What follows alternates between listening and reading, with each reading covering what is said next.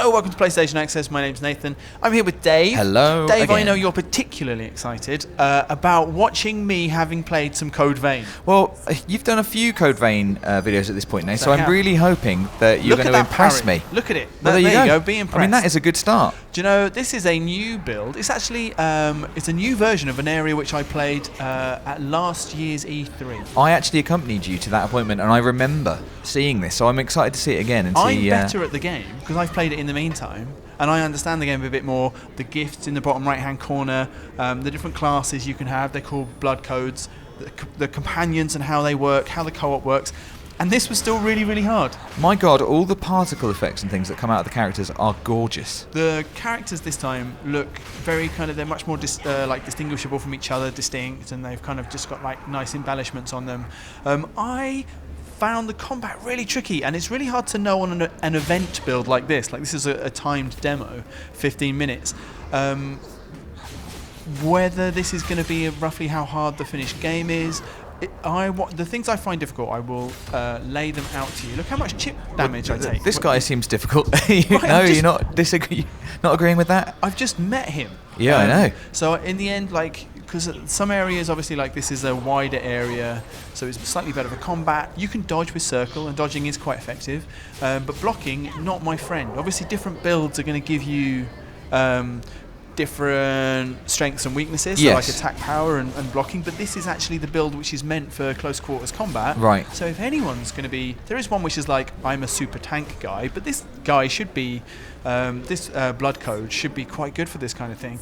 So what I think, my takeaway from this is that either being really, really careful, which, you know, God, I hope it's not that, or the combat puts a really big emphasis on your gifts, which, to reiterate, are the two kind of diamonds you can see in the bottom right hand of the screen. Yeah. And you use them with the Ichor 31. I have 31 Ichors, blood Ichors. Yeah. And they power my kind of special abilities, my gifts. So it's kind of a big emphasis on them. They're like special attacks. And a big emphasis on your co-op partner. And am I right in thinking that you gain Ichor from defeating enemies? Yeah, so when I did that parry first up, and then when I did what's called a drain. So basically I've got my all of my draining or Ichor generating attacks are going to be with my claw. So every time the claw comes out, I'm gaining Ichor. Right. And I think the co-op partners are also very powerful. So I'm playing with someone called Io.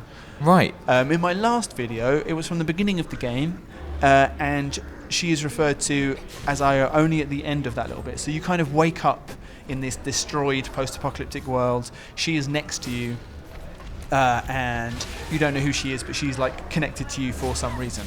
And so that's Io. So from the opening cutscene of the game that we saw in another video. Yeah, the first thing you wake up and see is her, and then you realise that she's Io, and then you go into the hub world, and then when you start exploring the areas of the later parts of the game, you get to choose a co-op partner to come with you. Right.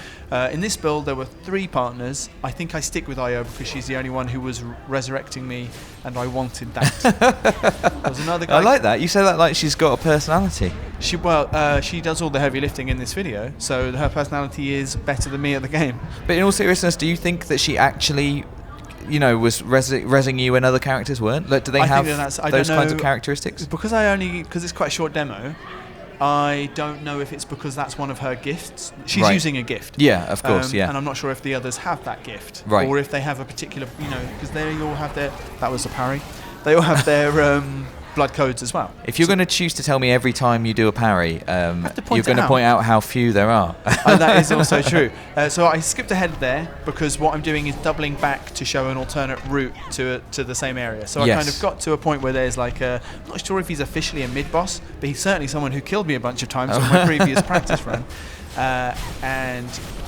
So I'm running up to show another route round. This guy, not as scary as he looks. And what was that sort of shield, like a hexagonal shield that came out briefly? You can see there's a cooldown on one of my gifts, and that was just like a buff. Is it like a moment? Oh, it's a buff. Okay, cool. Yeah. There were so many available that I didn't really get to play around with them. I was just using a couple of close quarters attacks, and when we get to the actual boss a bit later, I selected a particular gift to try to damage her. I thought you were going to tell me you had another parry then, and it didn't happen. That is why I was getting beaten plumb. up. I was like, I'm trying to parry, and I lost loads of health. So instead, I was like, I'm going to let Io beat this person. I obviously aggroed this NPC a lot, this enemy, and even though she was just cracking into him from the back, he didn't stop attacking her. Yeah, I was surprised by how much damage everybody's attacks were doing on me. Yeah. Like even like half of my life bar really from a single attack. You can see on the left above my health bar. Yes. Those are my items. Right. Currently that's on a regeneration. It's kind of like the Estus Flask equivalent. Okay, yeah. I've used all of them.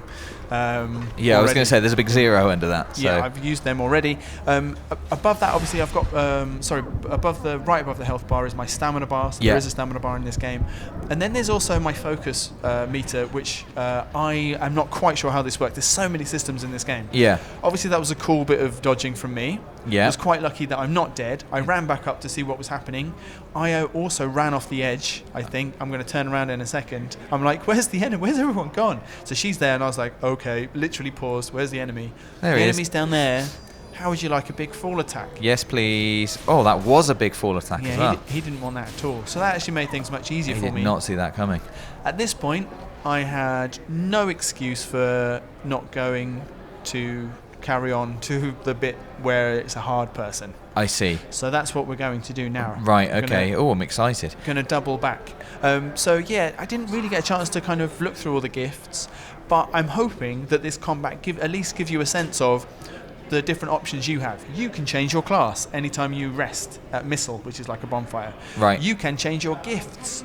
You can change your co-op partner, and you can change your weapons. Your approach can be so different to mine. You can change your approach very quickly on the fly, as they say. Look at that, a back attack. There's loads of times I was trying to get a back attack and I couldn't, and then I accidentally got one on that person. Boom. Yeah, I mean, you say about, I guess, the variety that's available in the way that you play and whatever. I remember particularly just the astounding, I mean, you can see on the screen you've got eight gifts, right, available to you. Just keeping track of that is quite hard. I just knocked that guy off. Yeah, fair play. Thanks, my contribution, getting shot, dying. She reses me. Nice. Instantly as well. She's like, no. Get up. Don't die, Nath. So I was like, I'm just going to go and have a go at this guy. So I found it quite hard not to get hit. I was trying to dodge. I found blocking was giving me quite a lot of damage anyway.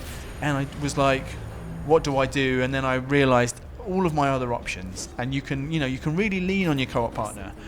You can really lean on your gifts, and you should be selecting the right blood code for the right situation. These are the things I think which are going to form the basis of combat. Also, look, that's the guy. I'm running away because I know that there's a missile past this point.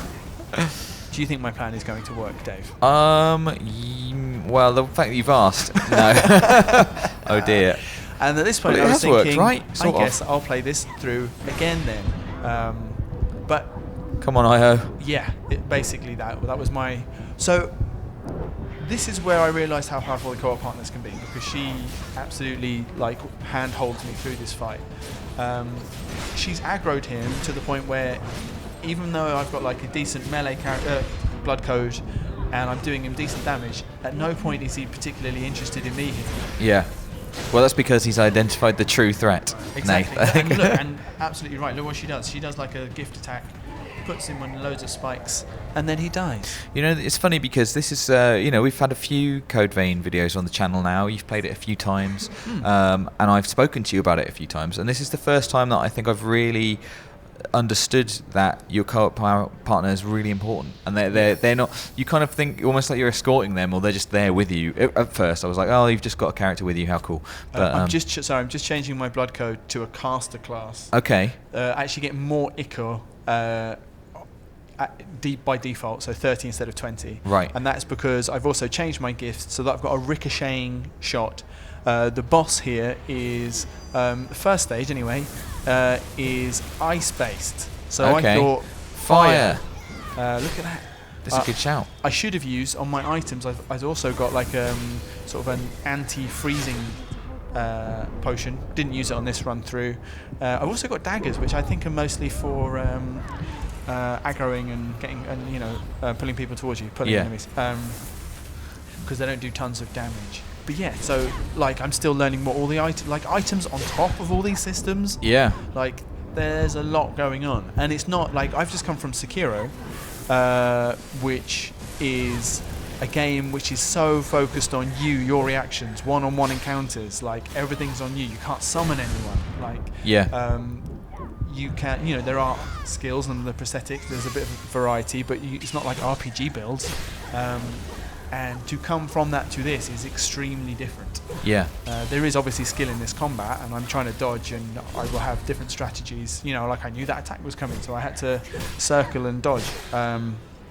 But it's just, I'm in trying to give people a sense of what this combat is like. It feels like there are so many more elements other than my moment-to-moment reactions and being good at the game. Definitely. I mean, this boss is having very little of your nonsense. I know, I've been there.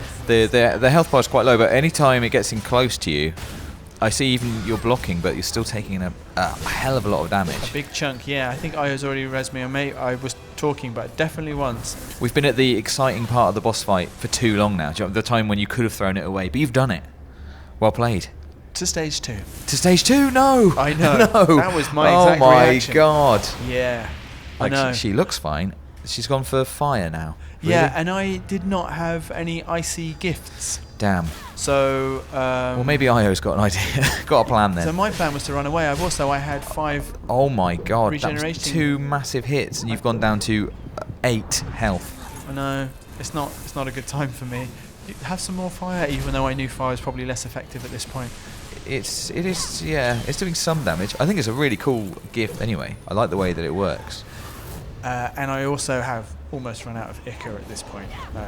I guess like during the fight I could be trying to do drain attacks, but getting in close when I'm not sure what the boss's moves are is quite difficult and dangerous. How do you parry in the game? Is it just a well-timed block? No, blocking is L1, parry is L2. Right. There she is again, keeping me alive. Every time. Now she's been defeated. Oh no. This video is nearly over. Oh dear. Well, I've enjoyed it anyway. My big takeaway, like I said, is I've obviously been aware that you've got a kind of co-op partner in Code Vein always with you, and that should have struck me sooner as being really important. And it seems like the way that you work with them is going to be kind of key to, or at least certainly that you can't just discount them, which I had been doing all this time. I was like, let's just see how you get on, and your co-op partner is with you, and sometimes they res you. But actually, I think your relationship with them is going to be really key to how well you get on in the game. You're going to select one who is going to complement all the other things which you've put on, your blood code, your gifts, and the way you want to approach things with your weapons as well. Cool. Well, Dave, thank you for sitting through another Code Vein video with me. My pleasure. If you enjoyed this gameplay, let us know in the comments. Do like this video if you liked it, and subscribe to Access, and we will see you soon. For the players.